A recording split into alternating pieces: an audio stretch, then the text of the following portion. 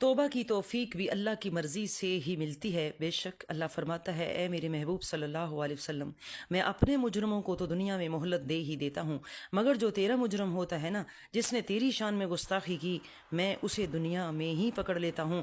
استغفر اللہ۔ ہر وقت اللہ سے ڈرتے رہنا چاہیے۔ اللہ کی لاٹھی بے آواز ہے، وہ جب پکڑنے پہ آتا ہے پھر نہیں دیکھتا کون ہے، کیا ہے، عالم ہے کہ جاہل ہے، بادشاہ ہے کہ فقیر ہے۔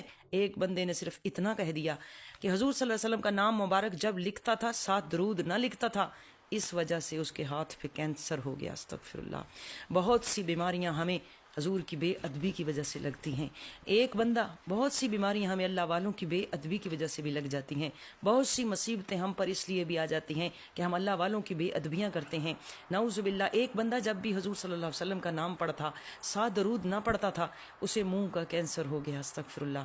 اللہ تعالیٰ کو اپنے نبی کی اتنی سی بھی بے ادبی پسند نہیں ہے کہ کوئی میرے نبی کا نام بھی اس پر درود کے بغیر پڑھے لے، میرے نبی کا نام آئے اور کوئی اس پر درود نہ پڑھے۔ اللہ کو اتنی بھی بے ادبی پسند نہیں ہے۔ ایک دفعہ ایک فرشتہ تھا، بڑی عبادت گزار تھا، بڑا، وہ 70,000 سال سے اللہ کی عبادت میں مصروف تھا۔ ایک دن اللہ تعالیٰ سے کہنے لگا، یا اللہ، میں اب بہت بڑا عبادت گزار ہو گیا ہوں کہ میں ہزاروں سال سے تیری عبادت کر رہا ہوں، میں بہت بڑا توحید والا ہوں، اب تیرے ہاں میرا بڑا مقام ہوگا کہ میں ہزاروں سال سے تیری عبادت میں لگا ہوا ہوں، بڑا اونچا مقام پا لیا ہوگا میں نے تیرے ہاں۔ اللہ تعالیٰ نے فرمایا، اچھا تو اپنے آپ کو بڑا عبادت گزار سمجھنے لگا ہے، بڑا توحید والا سمجھنے لگا ہے اپنے آپ کو، ابھی تمہیں آزما لیتے ہیں، چل ذرا زمین کا ایک چکر لگا کر آؤ۔ وہ آیا، زمین کی طرف اترا، جب پہلے آسمان کے قریب آیا، زمین و آسمان کے درمیان ہی تھا کہ ابھی زمین کی طرف سے اذان کی آواز آئی، اس نے سنی، اذان میں نام محمد صلی اللہ علیہ وسلم آیا، اس نے سن کر درود نہ پڑھا، بس اپنی عبادت اپنے ذکر میں لگا رہا، حضور صلی اللہ علیہ وآلہ وسلم پر درود نہ پڑھا، تو اللہ نے ایک اور فرشتہ پیچھے بھیجا کہ جاؤ جا کر اس کے پر کاٹ کر آؤ، اسے زمین و آسمان کے درمیان لٹکا دو، یہ اس کی سزا ہے۔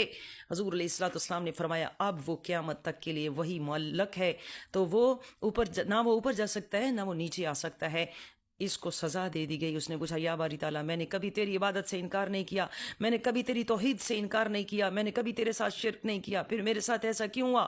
اللہ نے فرمایا، میری عبادت بھی میں قبول تب ہی کرتا ہوں جب ساتھ میرے محبوب کی محبت ہو۔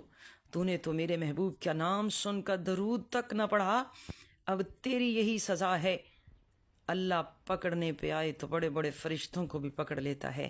یہ حضور صلی اللہ علیہ وسلم کے نام کی برکت ہے، آپ پر درود و سلام پڑھنے کی برکت ہے کہ اللہ ہمارے بہت سارے گناہوں کو ساتھ ساتھ ہی معاف کرتا رہتا ہے۔